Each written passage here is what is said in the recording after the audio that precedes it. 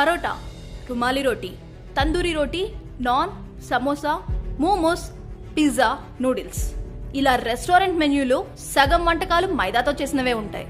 అయితే డాక్టర్లు మాత్రం మైదాను వైట్ పాయిజన్ అని పిలుస్తున్నారు. నిజంగానే మైదా పిండి ఆరోగ్యానికి హానికరమా? ఇప్పుడు తెలుసుకుందాం. మైదా గోధుమలతో తయారైనప్పటికీ తెల్లటి రంగులో చాలా మెత్తగా ఉంటుంది. అలా ఉండటానికి దానిలో బెంజోయిల్ పెరాక్సైడ్, అలోక్సాన్ వంటి రసాయనాలను కలుపుతారు. ఈ 2 రసాయనాలు కూడా చాలా ప్రమాదకరమైనవి. బెంజోయిల్ పెరాక్సైడ్ ని ఎక్కువగా హెయిర్ డైలలో వాడుతూ ఉంటారు. దీంతో తయారు చేసిన పదార్థాలను తినడం వల్ల భవిష్యత్తులో అనేక సమస్యల బారిన పడే అవకాశం ఉంది. అందుకే మైదాను తెల్లటి విషమని పిలుస్తారు. పౌష్టికాహార కోణం నుంచి చూసినా కూడా మైదా తినడం వల్ల ఎలాంటి ఉపయోగం లేదు. దీన్ని ప్రాసెస్ చేసి తయారు చేస్తారు కాబట్టి ఫైబర్, విటమిన్లు, ఖనిజాలు వంటివి ఏవి దీనిలో ఉండవు.